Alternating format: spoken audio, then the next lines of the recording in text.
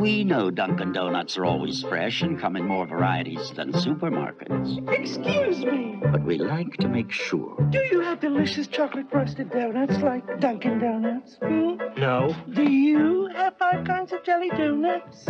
No. Ma'am. Were these made fresh this morning? No. Good. Dunkin' Donuts. Up to 52 varieties made fresh day and night. No supermarket can say that. Many know the saying that America runs on Dunkin' Donuts, but few know the story behind the founder, William Rosenberg. In the 8th grade, he dropped out of school to support his family and became the genius of many inventions, one of them being franchising, which paved the way for McDonald's, KFC, Subway, and other chains to succeed.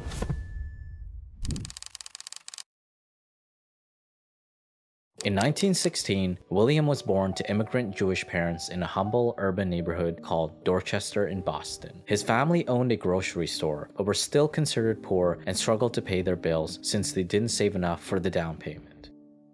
So William started delivering groceries for them and worked several odd jobs as early as 10 years old. He picked up and dropped off laundry, sorted mail, shined shoes, handed out newspapers, gave out ice cream, and even sold pieces of ice. Some days, he had to climb 3 flights of stairs with a heavy block of ice and a big water pan underneath. At the end of the day, he was so exhausted he could barely move. Still, he took pride in his work and the lessons that it taught him. I learned that if I believed I could do something and had a positive attitude and was there to serve people, I could succeed. It didn't make any difference if I was shining shoes or selling newspapers. Maintaining a positive attitude prepared him for many unfortunate events. When the Great Depression hit, William and his family survived, emotionally and financially, but not without sacrifice.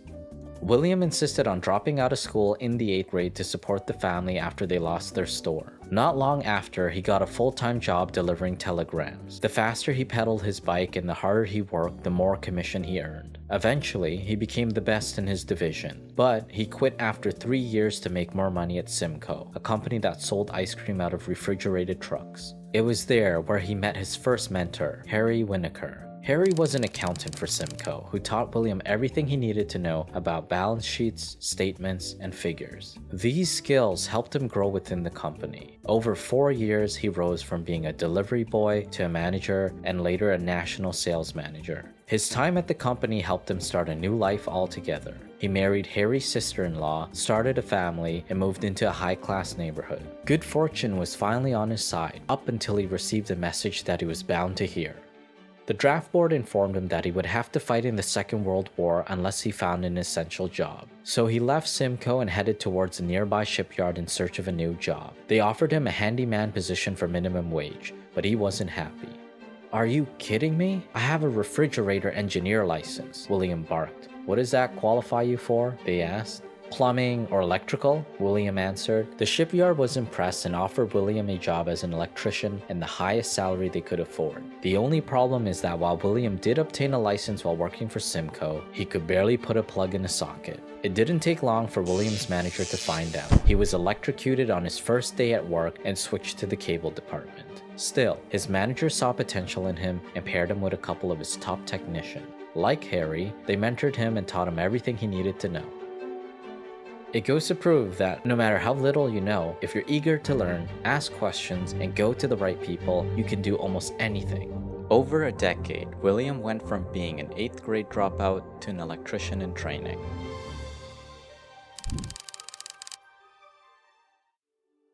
Deep down, William knew that being an electrician wasn't for him, so he started to look for other opportunities at the shipyard. With support from his colleagues, he won the position of a union delegate and was later promoted to contract coordinator. Since his new position was considered essential, he never got called to fight in the war, but his youngest brother Donald did. Similar to William, Donald rose through the ranks quickly and became a lieutenant in the army. Though Donald never got to enjoy the same freedom as William. He never made it back home. He was killed in the war. When William received the news, he was devastated. Losing Donald made him reflect on what he was capable of and what he always wanted to accomplish, starting his own business. Life will test you, that's a promise. It's what you do with the challenges that determine your failure or your success.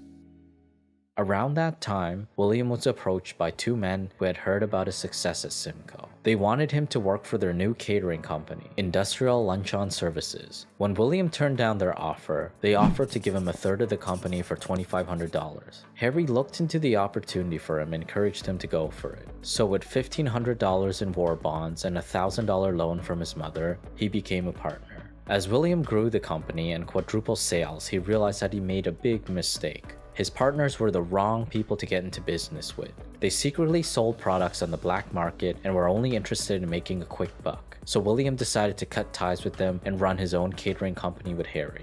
The loss of Donald gave him the confidence he needed and faith that nothing could stop him.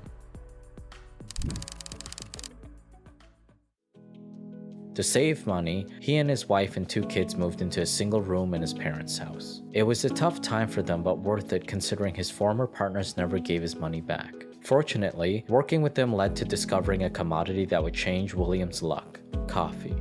At the time, few Americans knew how to make quality coffee. Instead of grinding and brewing the beans, they boiled an instant mix into a pot and kept it hot for several hours, which made it lose flavor. It either tasted burnt or like flavored water. Still, coffee made up 40% of William's former partner's sales. He had a hunch that Americans would one day be hooked on quality coffee and that it would become the backbone of his business. So he ordered a 100-gallon stainless steel tank with a bag on top to make drip coffee. After the water was boiled, it would be poured over the coffee grounds just until the brew reached the right strength. He also decided to order gallons of cream and milk instead of the artificial plastic containers from the best dairy company around. When William told his suppliers about his business, they became curious. They asked how much he had planned to charge for a cup of coffee. 10 cents a cup, William told them. Are you crazy? You can't charge that much. Even the high-class hotels sell coffee for 5 cents a cup, they told him. Others are selling 6 ounces of flavored water, but I'm gonna sell 12 ounces of quality coffee, William said. You can't do that, they argued. Watch me, William insisted. William had big plans, and no one could stop him. He was a natural entrepreneur who was always thinking about how he could do things better and more efficiently. So when he came up with the idea of catering food out of a truck and discovered there were few left after the war, he pivoted towards something different. He bought 10 taxi cabs and chassis and built insulated food trucks with side hinges, heating units, stainless steel shelves, and a coffee tank holder. Inside, he would serve top-quality sandwiches, soups, donuts, pastries, and coffee. That's how we designed what is commonly called a food truck. You see them everywhere now. We were innovators and creators, doing things differently.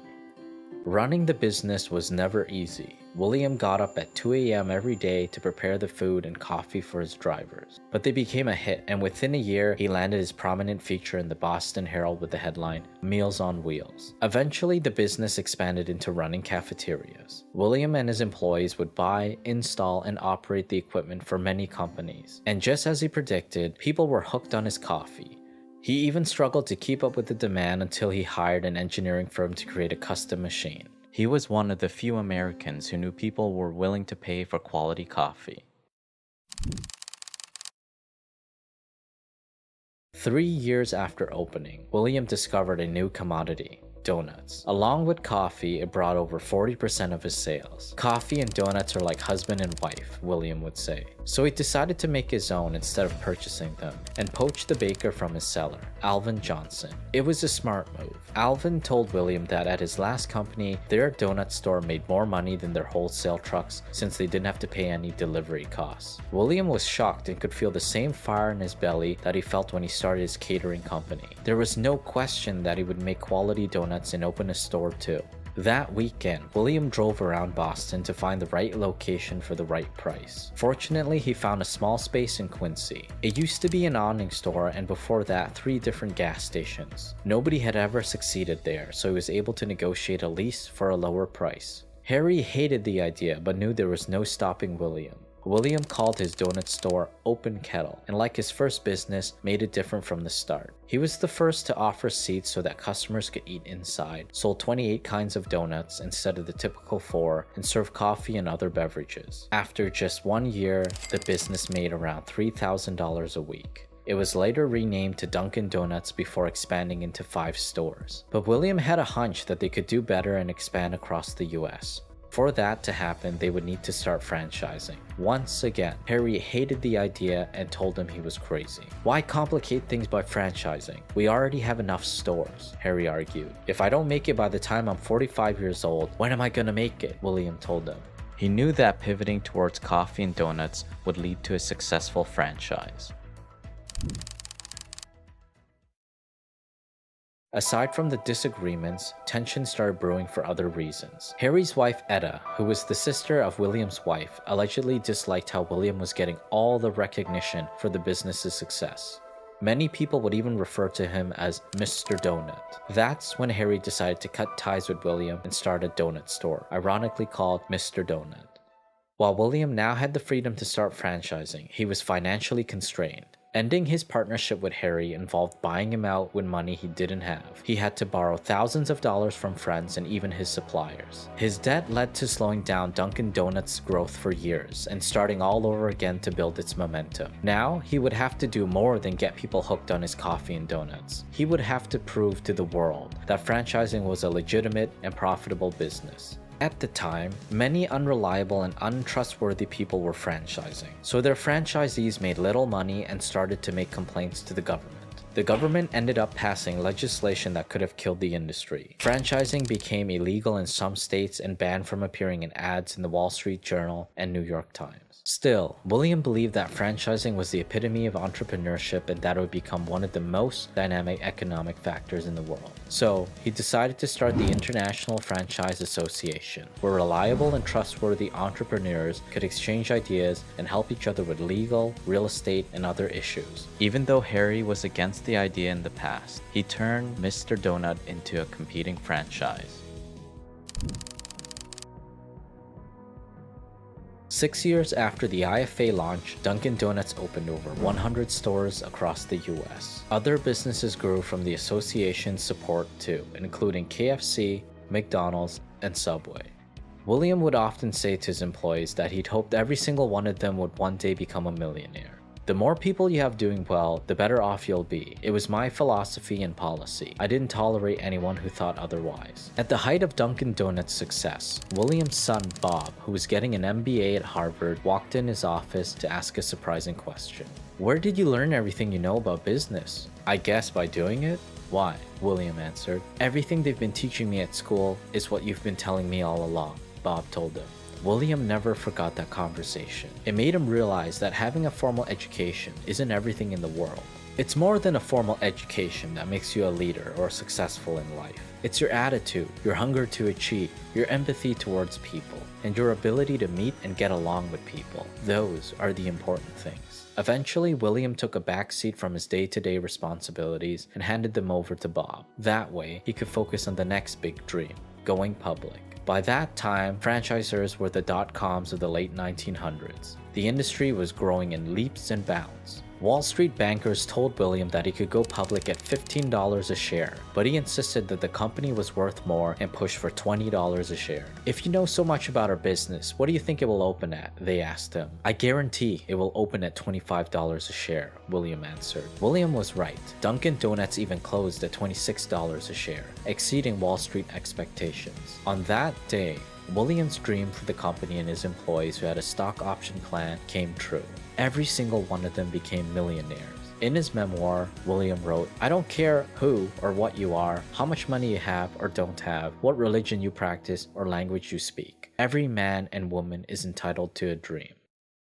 Today, there are over 11,000 Dunkin' stores worldwide across 36 countries. This is the story of how an 8th grade dropout turned entrepreneur beat the odds many times, built the world's largest donut and coffee chain, and paved the way for the franchising industry.